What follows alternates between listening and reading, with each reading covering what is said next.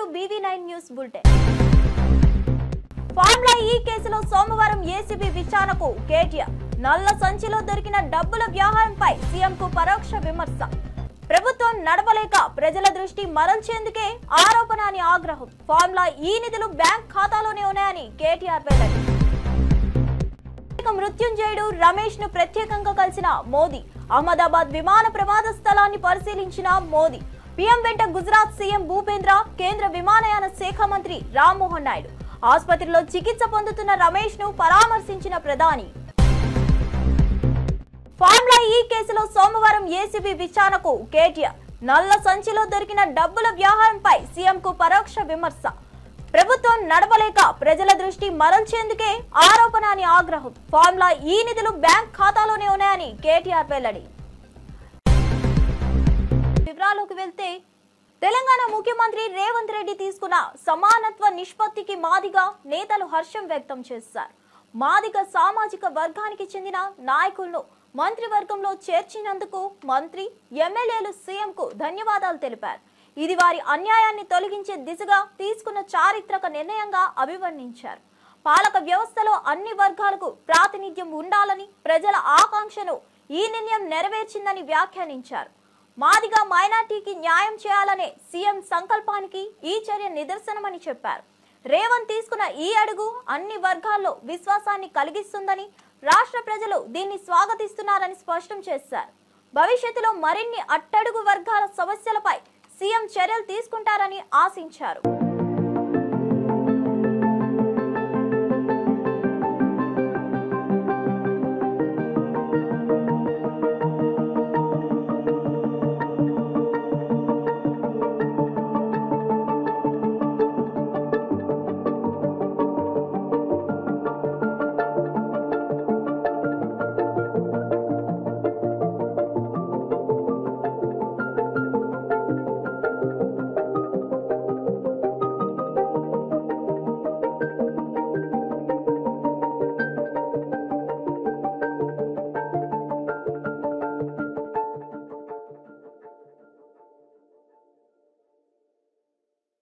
తల్లికి వందనం పథకం కింద తన అకౌంట్ లో 2000 పడుతున్నట్లు ఫేక్ ప్రచారం జరుగుతుందని నారా లోకేష్ మండిపడ్డారు. దీనిపై తీవ్ర స్థాయిలో స్పందించిన ఆయన, మీకు 24 గంటలు టైం ఇస్తున్నా, దమ్ముంటే ఇది నిరూపించండి, లేకపోతే తప్పు చేశామని ప్రకటించి స్టేట్మెంట్ వెనక్కి తీసుకోండి, లేదంటే చట్ట ప్రకారం చర్యలు తీసుకుంటామని హెచ్చరించారు. తప్పుడు ప్రచారం ద్వారా తన ప్రతిష్టను దెబ్బతీయాలనే ప్రయత్నం జరుగుతుందని ఆరోపించారు. ఈ విషయంపై విపక్షాలు బాధ్యతతో వ్యవహరించాలని, ప్రజల మద్దతు కోల్పోయిన తర్వాత ఇలా చీప్ రాజకీయాలకు వెళ్లకూడదని లోకేష్ సూచించారు. ఫేక్ న్యూస్ వెనుక ఉన్న వారిపై కఠినమైన చట్టపరమైన చర్యలు తీసుకుంటామని స్పష్టం చేశారు. ప్రభుత్వం ఇచ్చింది 14.55 లక్షల మంది తల్లుల అకౌంట్లో ఏకంగా వాళ్ళకి 2 పిల్లలు ఉన్నారు కనుక వాళ్ళకి 26,000 రూపాయలు కూటమి ప్రభుత్వం అందజేసింది. దాంట్లో సుమారుగా 29.10 లక్షల మంది పిల్లలు కవర్ అవుతాం జరిగింది. ఏకంగా 3 పిల్లల కన్నా ఎక్కువ ఉన్న 3 పిల్లలున్న తల్లులు సుమారుగా 2,10,000 మంది ఉన్నారు. అంటే 6.32 లక్షల మంది పిల్లలు అక్కడ ఉన్నారు. వాళ్ళకి ఏకంగా 39,000 రూపాయలు కూటమి ప్రభుత్వం అందజేస్తాం జరుగుతుంది. గత ప్రభుత్వం చేపట్టిన కార్యక్రమంలో వాళ్ళ ఎన్నికలప్పుడు వీడియోలన్నీ కూడా చూసాం. ఎంతమంది పిల్లలున్నా అంతమంది పిల్లలకి ఇస్తా అన్నారు. వాళ్ళు ఇవ్వకుండా ఏకంగా 42 లక్షల మంది పిల్లలకే ఆనాడు వాళ్ళ అమ్మ ఒడి ఇస్తాం జరిగింది. కూటమి ప్రభుత్వ అధికారులకు వచ్చిన తర్వాత అది ఇప్పుడు 67,27,000 మంది పిల్లలకి ఈరోజు నిధులు జమ చేస్తాం జరిగింది. గతంలో 5,540 కోట్ల రూపాయలు వాళ్ళ కార్యక్రమానికి ఖర్చు పెడితే సంవత్సరానికి కూటమి ప్రభుత్వం 8,745 కోట్ల రూపాయలు తల్లి అకౌంట్ లో నిధులు జమ చేస్తాం జరిగింది. అంటే సుమారుగా 3,205 కోట్ల రూపాయలు అదనంగా కూటమి ప్రభుత్వం అందజేస్తుంది. అంటే 5 సంవత్సరాల్లో 16,000 కోట్ల రూపాయలు అదనంగా తల్లుల అకౌంట్ లో కూటమి ప్రభుత్వం నిధులు జమ చేయబోతుంది. మళ్ళీ ప్రజలందరూ చెప్పేది ఒకటే, ఎంతమంది పిల్లలున్నా అంతమంది పిల్లలకు మేము ఇస్తాం. అర్హులు ఎంతమంది ఉన్నా వాళ్ళకి ఈ కార్యక్రమం అందించాలనేది గౌరవ ముఖ్యమంత్రి గారు మాకు ఆదేశాలు జారీ చేస్తాం జరిగింది. ఇప్పుడే నేను గౌరవ ఫైనాన్స్ మంత్రి అహ్మదాబాద్ లో జరిగిన ఘోర విమాన ప్రమాదం దేశాన్ని విషాదంలోకి నెట్టింది. ఈ ఘటనలో 241 మంది ప్రాణాలు కోల్పోగా కేవలం ఒక్క వ్యక్తి మాత్రమే బతికారు. ఈ నేపథ్యంలో ప్రధాని నరేంద్ర మోదీ ప్రమాద స్థలాన్ని పరిశీలించారు. సర్దార్ వల్లభాయ్ పటేల్ విమానాశ్రయానికి చేరుకున్న ఆయన నేరుగా మేఘాని నగర్ లోని ఘటన స్థలానికి వెళ్లారు. ఆయన వెంట గుజరాత్ సీఎం భూపేంద్ర పటేల్, విమానయాన శాఖ మంత్రి రామ్మోహన్ నాయుడు ఉన్నారు. సహాయక చర్యలు ఎలా సాగుతున్నాయన్నది అధికారులు వివరించారు. అనంతరం బ్రిటన్ పౌరుడైన విశ్వాక్ కుమార్ రమేష్ ను ఆసుపత్రిలో పరామర్శించారు. వైద్యులతో మాట్లాడి ఆరోగ్య పరిస్థితిని అడిగి తెలుసుకున్నారు. ప్రమాదం బాధితుల కుటుంబాలకు ప్రధాని ప్రగాఢ సానుభూతి తెలిపారు.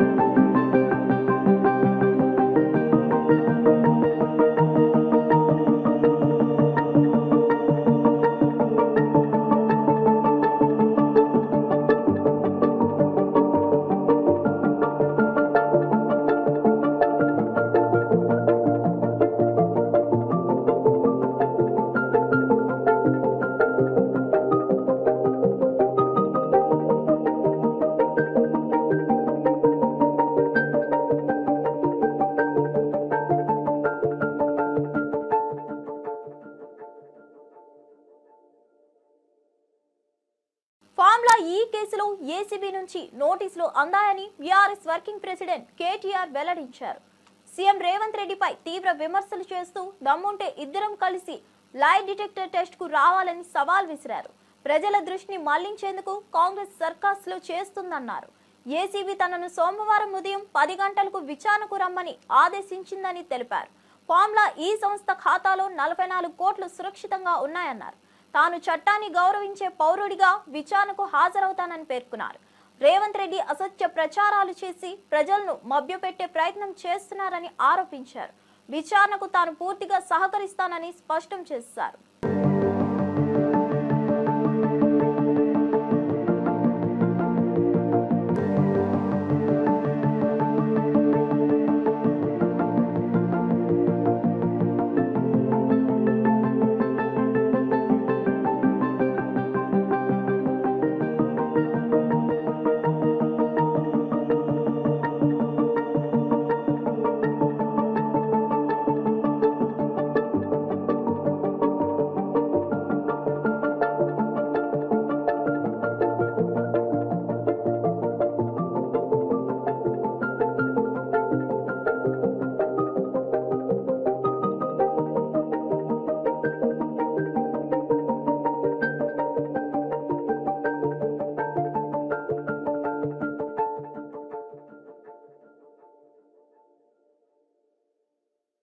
తన అరెస్ట్ ను సవాల్ చేస్తూ కొమ్మినేని శ్రీనివాసరావు సుప్రీంకోర్టులో దాఖలు చేసిన పిటిషన్ కు న్యాయం లభించింది.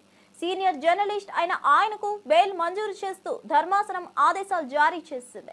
విడుదలకు సంబంధించిన నిబంధనలన్నీ ట్రయల్ కోర్టులో నిర్ణయిస్తుందని జస్టిస్ ప్రశాంత్ కుమార్ మిశ్రా, జస్టిస్ మన్మోహన్ స్పష్టం చేశారు. ఒకే కారణంతో కొమ్మినేనిని అరెస్ట్ చేయడాన్ని తీవ్రంగా తప్పుపట్టారు. సీనియర్ న్యాయవాది పొన్నవోలు సుధాకర్ రెడ్డి మాట్లాడుతూ నోటీస్ లేకుండా అరెస్ట్ చేయడం చట్ట విరుద్ధమని తెలిపారు. గెస్ట్ వ్యాఖ్యల కోసం యాంకర్ను బాధ్యత వహించమంటారా అని ప్రశ్నించారు. పాలక పక్షానికి నచ్చేలా పోలీసులు వ్యవహరిస్తున్నారన్నారు.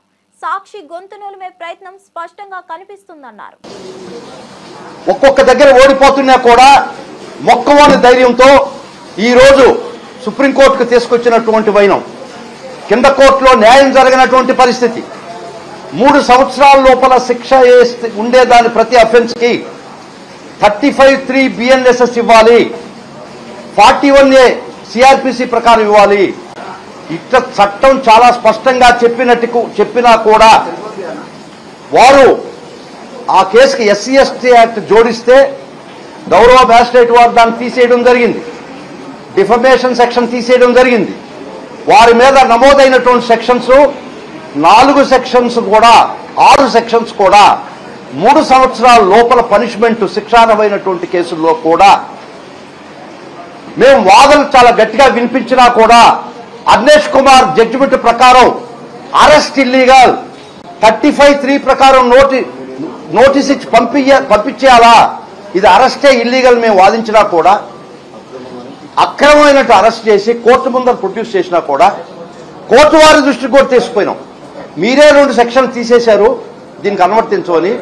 కొరవ సెక్షన్స్ 3 సంవత్సరాల పనిష్మెంట్ కదా, అగ్నేష్ కుమార్ జడ్జిమెంట్ ప్రకారం 35(3) ఇచ్చి పంపించేయండి అని చాలా దూరం వాదనలు వినిపించాం. చాలా వరకు మేము ఆ మా వాదనలు కూటమి ప్రభుత్వం మహిళలను డైవర్షన్ పాలిటిక్స్ కోసం పావులుగా వాడుతుండడం దారుణమని వైఎస్ఆర్సీపీ మహిళా అధ్యక్షురాలు వరదు కళ్యాణి ఆగ్రహం వ్యక్తం చేశారు. తాడేపల్లిలో ఆమె మాట్లాడుతూ సాక్షి మీడియా ప్రభుత్వ వైఫల్యాలు బయట పెడుతుండడంతో టీడీపీ మహిళలతో దాడులు చేయిస్తున్నదని ఆరోపించారు. మహిళలను అడ్డం పెట్టుకుని రాజకీయ కుట్రలు చేయడమే చంద్రబాబు లోకేష్ అజెండా అని ఆరోపించారు. ప్రజలు జగన్ కు బ్రహ్మరథం పడుతున్నారని, అది ఓర్చుకోలేని టీడీపీ మహిళల వెనుక దాడులకు దిగుతుందన్నారు. సాక్షి కార్యాలయాలపై రాష్ట్ర వ్యాప్తంగా దాడులు చేసి దాన్ని వైఎస్ఆర్సీపీపై నెపం మోపాలనుకోవడం కుట్రభరితమైన చర్య అని విమర్శించారు. మహిళల నిరసన పేరుతో చేయబడ్డ దాడులు, ఏలూరులో జరిగిన ఘటనలన్నీ టీడీపీ ప్లాన్ టార్గెట్లుగా విమర్శించారు. గారైనా అనిత గారైనా అలాగే తీసుకుంటే గుమ్మడి సంధ్యారాణి గారు అంత రాజ్యాంగబద్ధమైన పదవుల్లో ఉండి ప్రజలకు సమాధానం చెప్పే బాధ్యతాయుతమైన పదవుల్లో ఉండి వాళ్ళేమో ఒక తప్పుడు కేసుల విషయంలో ఏకంగా పోలీస్ స్టేషన్స్కి వెళ్ళి పోలీస్ దగ్గరికి వెళ్ళి తప్పుడు ఫిర్యాదులు సాక్షి మీద మా భారతమ్మ మీద జరగని ఇష్యూ మీద ఇవ్వడం అంటే ఎంతగా వీళ్ళు దిగజారుడు రాజకీయాలు చేస్తున్నారో మనం అర్థం చేసుకోవచ్చు. అసలు మీరు ఇప్పుడు ఏం చేస్తారు? సుప్రీంకోర్టు తీర్పు ఇచ్చింది కదా, ఇప్పుడు ఖచ్చితంగా మీరందరూ కూడా క్షమాపణలు చెప్పాల్సిన అవసరం ఉంది. మీరు మీ ఫిర్యాదులను వెనక్కి తీసుకోవాల్సిన అవసరం ఉంది. అలాగే తీసుకుంటే ఇంత దారుణంగా లేని ఇష్యూని వక్రీకరించినందుకు ఈ మంత్రులు హోమ్ మినిస్టర్ గారైనా అలాగే గుమ్మడి సంధ్యారాణి గారైనా మీరందరూ కూడా ఇంత దారుణంగా వక్రీకరించి లేని విషయం గురించి అంత రాద్ధాంతం చేశారు కదా, మరి ఇప్పుడు మీరు రాజీనామా చేస్తారా మీ పదవులకి? మీరు తప్పుడు ప్రయత్నం చేసినందుకు మీ విజ్ఞతకే వదిలేస్తూ ఉన్నాము. ఎప్పటికైనా మేము తెలియజేసేది ఏంటంటే ఇలాంటి తప్పుడు ఆరోపణలు మానుకోండి. రెడ్ బుక్ రాజ్యాంగం మీద పెట్టిన దృష్టి, అక్రమ కేసుల మీద పెట్టిన దృష్టి, అక్రమ అరెస్టుల మీద పెట్టిన దృష్టి. ఇరాన్ అణుపై ట్రంప్ మరోసారి స్పందించారు. అమెరికాతో అణు ఒప్పందం కుదుర్చుకోవాలని, దాడులతో పరిణామాలు విషమిస్తాయన్నారు. ఇరాన్ అణుబాంబు కలిగి ఉండకూడదని స్పష్టం చేశారు. ఇజ్రాయెల్ వైమానిక దాడుల నేపథ్యంలో ట్రంప్ వ్యాఖ్యలు ప్రాధాన్యత సంతరించుకున్నాయి. చర్చల ద్వారానే పరిష్కారం సాధ్యమని తెలిపారు. మళ్లీ చర్చలకు సిద్ధం అవ్వాలని అమెరికా ఆశిస్తుందని చెప్పారు. ఫాక్స్ న్యూస్ కు ఇచ్చిన ఇంటర్వ్యూలో ఇరాన్ అణుబాంబు కలిగి ఉండకూడదు, మేం మళ్లీ చర్చల వేదికపైకి రావాలని చూస్తున్నాం, ఏం జరుగుతుందో చూద్దామని వ్యాఖ్యానించారు. మిడిల్ ఈస్ట్ ప్రాంతంలో ఉద్రిక్తతలు పెరుగుతున్న వేళ ట్రంప్ తాజా వ్యాఖ్యలు అంతర్జాతీయంగా చర్చకు దారితీశాయి. ఇరాన్ ఇజ్రాయెల్ ఉద్రిక్తతలపై అమెరికా జోక్యం కీలకం కానుంది.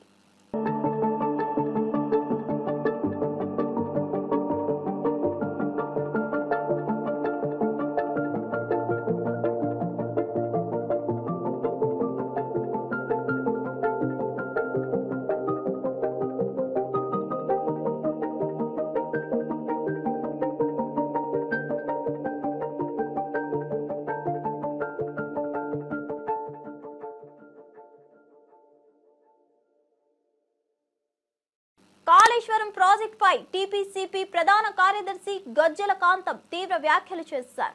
ఈ ప్రాజెక్ట్ మీ అబ్బ జాగిరా, ప్రజాధనాన్ని దోచుకున్న వారిని శిక్షించాల్సిందే అని మండిపడ్డారు. గత ప్రభుత్వం నిర్లక్ష్యం, అవినీతితో కాళేశ్వరం మూలం తప్పిందని అన్నారు. నీటి ప్రాజెక్టుల పేరుతో వేల కోట్ల రూపాయలను దారుణంగా దోచుకున్నారని ఆరోపించారు. ఈ విషయంలో సీఎం రేవంత్ రెడ్డి ప్రభుత్వం తగిన చర్యలు తీసుకోవాలని డిమాండ్ చేశారు. ప్రజల నష్టాన్ని లెక్క చేసి బాధ్యులపై చట్టపరమైన చర్యలు తీసుకోవాలని కోరారు. కాళేశ్వరం నిర్వీర్యం కావడంలో పాలకుల హస్తం ఉందని తీవ్ర విమర్శలు గుప్పించారు. రాష్ట్ర ప్రజల నిధులను దుర్వినియోగం చేసిన వారెవరో వెనుకాడకుండా వెల్లడించాలని చెప్పారు. ఈరోజు వాస్తవాలు చెప్తే కేటీఆర్కు కేసీఆర్ కుటుంబానికి చాలా బాధ అనిపిస్తుంది. మరి కాళేశ్వరం ప్రాజెక్టు అనేది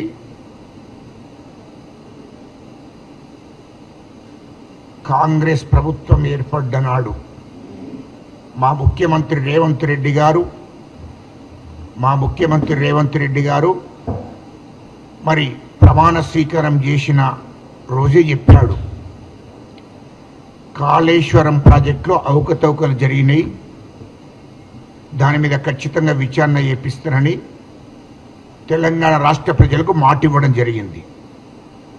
మా ముఖ్యమంత్రి రేవంత్ రెడ్డి గారు పిసిసి అధ్యక్షులు ఉన్నప్పుడే కాళేశ్వరం ప్రాజెక్టు అవినీతి జరిగింది, ఖచ్చితంగా దాని మీద విచారణ ఇస్తారని ఆ రోజు పిసిసి అధ్యక్షులుగా ఉన్నప్పుడే మా రేవంత్ రెడ్డి గారు ప్రజలకు మాటిచ్చాడు. మరి రాష్ట్ర ప్రజలు కూడా ఈ రాష్ట్రాన్ని దోషిండ్రు, కాళేశ్వరం ప్రాజెక్టులో అవినీతి జరిగింది.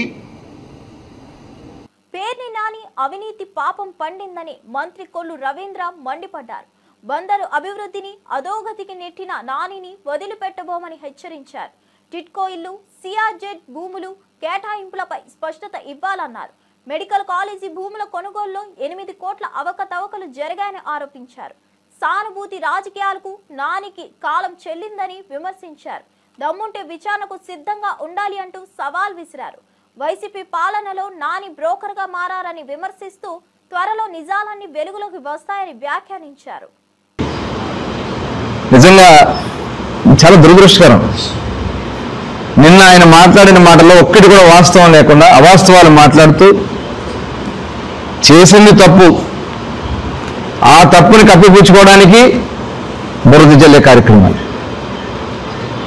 ఆ రోజు అందరికీ తెలుసు, ఎలక్షన్లో నీ కొడుకుని గెలిపించుకోవాలని, నీ కొడుకుని అందరం ఎక్కించుకోవాలని నువ్వు పడరాని పాటలు పడి చేయరాని తప్పులు చేసి ఇళ్ల పట్టాలని, దొంగ పట్టాలని సృష్టించి తహసీల్దార్ కార్యాలయంలో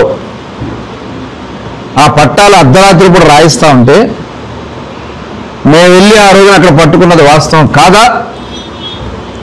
ఆ రోజున్నటువంటి జేసీ గారు వచ్చింది వాస్తవం కాదా? ఈ రోజున్న జేసీ గారు ఆ జేసీ గారే.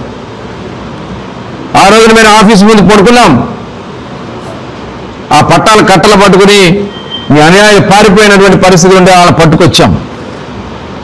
కొమ్మినేని అరెస్ట్ పై సుప్రీంకోర్టు బెయిల్ ఇచ్చిన తీర్పు చంద్రబాబుకు చెంపపెట్టు అని జగన్ ట్వీట్ చేశారు. సత్యమేవ జయతే అంటూ స్పందించిన జగన్ కొమ్మినేనిపై ఆపాదించిన అభియోగాలు కృత్రిమమని విమర్శించారు. ప్రజల దృష్టి మరల్చేందుకు చంద్రబాబు కుట్రలు చేస్తున్నారని ఆరోపించారు. కొమ్మినేనికి సంబంధం లేని వ్యాఖ్యల నెపం వేయడం అప్రజాస్వామికమని మండిపడ్డారు.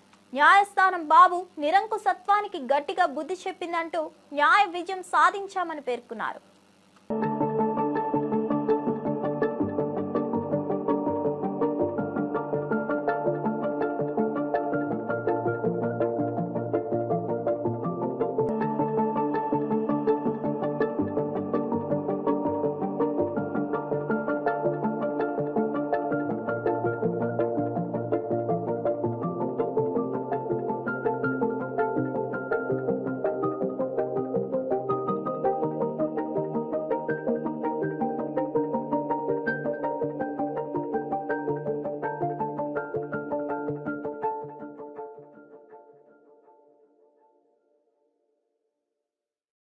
అహ్మదాబాద్ విమాన ప్రమాదం యావత్ ప్రపంచాన్ని కలిచివేసిందని దర్పల్లి రాజశేఖర రెడ్డి పేర్కొన్నారు.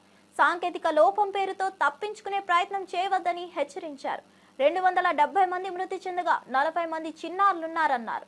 కేంద్ర విమానయాన శాఖ మంత్రి రామ్మోహన్ నాయుడు, డీజీసీఏ చైర్మన్లు బాధ్యత వహించి రాజీనామా చేయాలని డిమాండ్ చేశారు. గతంలో జరిగిన ఘటనలలో మంత్రులు రాజీనామా చేసినట్లు ఉదాహరణలు చెప్పారు. విమాన యాత్రలో నిర్లక్ష్యం వల్లే ఈ ఘటన జరిగిందని విమర్శించారు. బీజేపీ నేతల ద్వంద్వ ప్రమాణాలపై ఆగ్రహం వ్యక్తం చేశారు. మాట్లాడలేకపోతున్నాం, ఎందుకు ఫెయిల్యూర్ కాదు ఈ కేంద్ర ప్రభుత్వం అని ఒకసారి నేను అడుగుతున్నా. ఇంత పెద్ద ఘటన జరిగింది నిన్న, ఏవియేషన్ మినిస్టర్గా రామ్మోహన్ నాయుడు గారు ఎందుకు రిజైన్ చేయలేదు? అదేవిధంగా ప్రధానమంత్రి మోడీ బాధ్యత తీసుకొని ఎవరైతే డీజీసీఏ చైర్మన్ ఉన్నారో ఆయన ఎందుకు రిజైన్ చేయలేదు? పదే పదే ఇదే బోయింగ్ 787 ఎయిర్ ఇండియా బోయింగ్ 787-1171 ఏరోప్లేను డిసెంబర్ 24న ఎమర్జెన్సీ ల్యాండింగ్ అయింది కదా షార్జాలో. దాని తర్వాత హైదరాబాద్ వచ్చిన ఢిల్లీ వచ్చిన ప్లేను ఢిల్లీ నుంచి అహ్మదాబాద్ వచ్చినప్పుడు దానిలో ఏసీ పనిచేయట్లేదు, స్విచ్లు పనిచేయట్లేదు, at the same time total mechanism పనిచేయనప్పుడు ఏవియేషన్ సిస్టమ్ డీజీసీఏ ఏం చేసింది? ఎందుకు అహ్మదాబాద్ నుంచి లండన్కి ఆ ప్లేన్ని ఫ్లై చేయడానికి అనుమతి ఇచ్చారో ఒక్కసారి ఆలోచన చేయాలి. ప్లేన్ని అహ్మదాబాద్ నుంచి లండన్ ఫ్లై చేయడానికి ఏవియేషన్ సంబంధించిన ఆఫీసర్లు ఎందుకు అనుమతించిండ్రు? సాంకేతిక లోపం ఉన్న ఫ్లైటు, ఇంత ఇబ్బంది పడ్డ ఫ్లైటు పైన ఫ్లై చేయడానికి అనుమతించిన ఆఫీసర్లు ఎవరు? ఇదే విషయాన్ని ఒకసారి మీరు గుర్తు పెట్టుకోవాలి. అప్పట్లో పొద్దున్న లేస్తే వీళ్ళు జవహర్లాల్ నెహ్రూతో పోటీ పడతారు, బీజేపీ ప్రభుత్వం కానీ ఎవరితోటైనా కానీ. బీజేపీ ప్రభుత్వంలోని పెద్దలందరినీ ఒకటే విజ్ఞప్తి చేస్తున్నా, మీరు జవహర్లాల్ నెహ్రూతో పోటీ పడతారు కదా. 1996లో జవహర్లాల్ నెహ్రూ గారు ఉన్నప్పుడు లాల్ బహదూర్ శాస్త్రి గారు ఆ రోజు రైల్వే మినిస్టర్, ఒక ఘోరమైన యాక్సిడెంట్ మహబూబ్ నగర్ లో జరిగినప్పుడు తక్షణమే ఆయన రిజైన్ చేసిండా లేదా? దానికి తోడుగా 2008 యూపీఏ గవర్నమెంట్ మన్మోహన్ సింగ్ గారి నాయకత్వాన శివరాజ్ సింగ్ పాటిల్ గారు ఆ రోజు కూడా బాంబ్ బ్లాస్ట్ జరిగినప్పుడు బాధ్యతగా ఆయన రిజైన్ చేసిండా లేదా? ప్రస్తుత కూటమి ప్రభుత్వం హామీలు అమలు చేయకుండా ప్రజలను మోసం చేస్తుందని ఎమ్మెల్యే తాటిపర్తి చంద్రశేఖర్ తీవ్ర స్థాయిలో విమర్శించారు. తల్లికి వందనం పథకాన్ని తల్లికి వంచనగా మార్చారని ఆరోపించారు. 87 లక్షల మందికి 13,000 కోట్లు అవసరమవుతుందన్న రికార్డుల మధ్య 2,000 కట్ చేసి వంచన జరిపారని మండిపడ్డారు. పథకాలను అమలు చేసిన ధైర్యం ఉంటే ముద్రించి ప్రజలకు చూపాలని సవాల్ విసిరారు. దళితుల పట్ల చంద్రబాబు చిన్న చూపు చూస్తున్నారని విమర్శించారు. రైతులను రౌడీలుగా ముద్రించడం దారుణమన్నారు. ప్రజాస్వామ్య విలువలు లేని ప్రభుత్వం ఎందుకని ప్రశ్నించారు. ఒక పరిపాలన చేసేటటువంటి ముఖ్యమంత్రి చెప్పని విధంగా, మాట్లాడని విధంగా, మాట్లాడకూడని విధంగా ఇచ్చినటువంటి హామీల్ని అమలు పరచలేము అని చెబుతూనే, వంచిస్తూనే ఏడాది కాలంగా హామీలను అమలు చేయకుండా అడిగేటటువంటి గొంతులపై కాళ్లతో నొక్కివేస్తూ దౌర్జన్యకాండని కొనసాగిస్తూ ఎర్రబుక్క అనేటటువంటి ఎర్రి పరిపాలనని ప్రజలకు అందిస్తూ ఎవరన్నా మాట్లాడితే వారిపై విరుచుకుపడేటటువంటి ప్రయత్నం వారు చేయడం అనేది నిజంగా అత్యంత దుర్మార్గం. ఇకపై ఉపేక్షించనని ఎవరికి చెప్తున్నారు మీరు? ప్రజలకు వాన్ చేస్తున్నారా మీరు? ప్రజాస్వామ్యంలో ప్రజలకి రావాల్సినటువంటి హక్కులను కూడా అడిగేటటువంటి స్వేచ్ఛ లేదా? మీరు చెప్పినటువంటి హామీల్ని అడిగేటటువంటి స్వేచ్ఛ లేదా? ఒక్కసారి ఇది ప్రజలు కూడా తీవ్రంగా దీన్ని ఖండించాల్సినటువంటి అవసరం ఉంది. ఇవాళ ఈ 1 సంవత్సర కాలంలో వారిస్తున్నటువంటి ఒక గొప్ప హామీగా చెప్పుకుంటూ తల్లికి వందనాన్ని ఇవాళ మొదలు పెట్టారు. బాపట్ల జిల్లాకు చెందిన చీరాల కుప్పడం చీరలకు జాతీయ స్థాయిలో గుర్తింపు లభించింది. ఒకే జిల్లా ఒకే ఉత్పత్తి 2024 కింద ఎంపికైన ఈ చీరలు అరుదైన అవార్డును గెలుచుకున్నాయి. ఈ నెల 18న న్యూఢిల్లీలో జరగనున్న కేంద్ర ప్రభుత్వ కార్యాలయంలో బాపట్ల కలెక్టర్ వెంకటమురళి ఈ అవార్డును స్వీకరించనున్నారు. జనవరిలో చీరాలకు ప్రత్యేక గుర్తింపు ఇవ్వాలంటూ వచ్చిన కేంద్ర బృందం సభ్యులు చీరాల ప్రాంత మగ్గాలపై నేసే కుప్పడం చీరలను పరిశీలించి వాటి ప్రత్యేకతను గుర్తించి ఎంపిక చేశారు. ఈ అవార్డుతో చీరాల చీరలకు అంతర్జాతీయంగా మార్కెట్ అవకాశాలు మెరుగయ్యే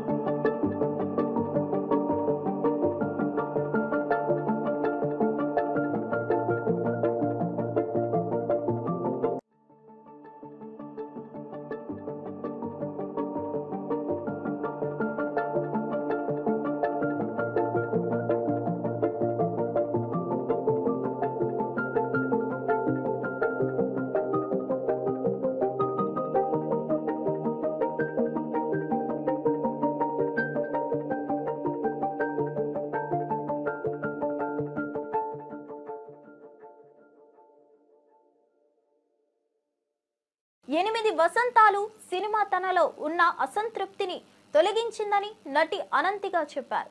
ఎన్నో మంచి చిత్రాల్లో నటించిన తనకు ఓ లోపలి వెలితి ఉండేదని, అయితే ఈ సినిమా ఆ లోటు తీర్చిందని తెలిపారు. అనంతిక ప్రధాన పాత్రలో తెరకెక్కిన ఈ చిత్రం త్వరలో ప్రేక్షకుల ముందుకు రానుంది. ఈ సందర్భంగా దర్శకుడు ఫణీంద్ర, నటి అనంతికను ప్రముఖ యాంకర్ సుమ ఇంటర్వ్యూలో ప్రశ్నించారు. సినిమాకి సంబంధించిన అనేక ఆసక్తికర విషయాలు వారిద్దరూ షేర్ చేశారు. ఈ సినిమా ద్వారా తన కెరీర్ కు కొత్త మలుపు తిప్పుకుంటుందని అనంతిక ఆశాభావం వ్యక్తం చేశారు. ఈ సినిమా తర్వాత ఇదేమైనా సింక్ సౌండ్ లో షూట్ చేశారా మీరు, లేకపోతే డబ్బింగ్? లేదు, డబ్బింగ్ చేశారు. Okay, so are you dubbing for yourself? No, permission ఇవ్వలేదు ఇంకా డైరెక్టర్ గారు. చూస్తుందన్నమాట ఇస్తారో అని. లేదు, ట్రై చేసాము, బట్ కలెక్టివ్ డెసిషన్ వద్దనుకున్నాం. ఎందుకంటే అంత పర్ఫెక్ట్ గా ప్రతి పదాన్ని పలకగలిగేంత టైం లేదు. Expression is extremely good, but dialogue support చేయాలి కదా. So we had to opt for dubbing artist. Okay, so already మీరు బ్లాక్ బెల్ట్ అన్నారు ఇన్ కరాటే. సో దాని తర్వాత దీనికోసం ఎలాంటి ప్రిపరేషన్స్ జరిగాయి? ఇక్కడ కొంచెం వెంగ్చున్ అని ఫామ్ కూడా వి ఆర్ యూజింగ్. ఏంటది? వెంగ్చున్. వెంగ్చున్. వెంగ్చున్. వెంగ్చున్ కరెక్టా? Yeah, wing chun. వెంగ్చున్. సో ఆ ఫామ్ కూడా యూజ్ చేస్తున్నాం. So for that I have been training for 3-4 months. Okay, అంటే సినిమా షూటింగ్ స్టార్ట్ అవ్వక 3-4 months ముందు నుంచి మీరు దీనికోసం ట్రైన్ అయ్యారు. అంటే ఆమెకి వచ్చిన కరాటే సరిపోదు ఈ ఫామ్ కి. ఇందులో ఎక్కువ ఆర్మ్స్ తోనే మూమెంట్స్ ఉంటాయి ఫైట్ చేసేటప్పుడు కానీ. నాకు కూడా కొంచెం ఆ ఫామ్ ఫస్ట్ నుంచి ఇష్టం.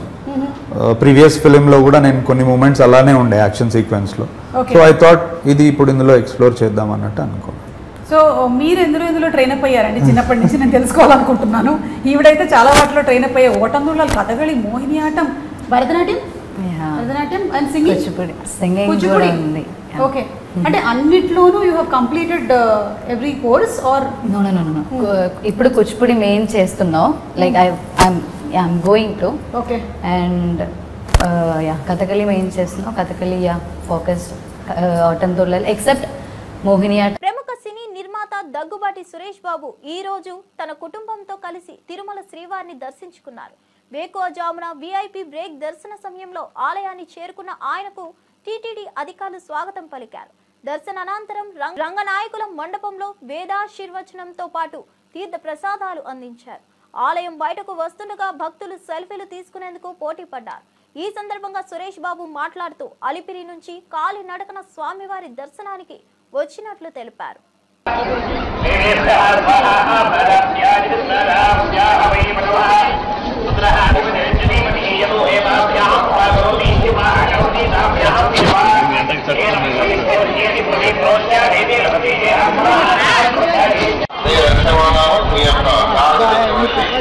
రమేష్ గారిని కలుసుకోవాల్సిందిగా కోరుతున్నాము.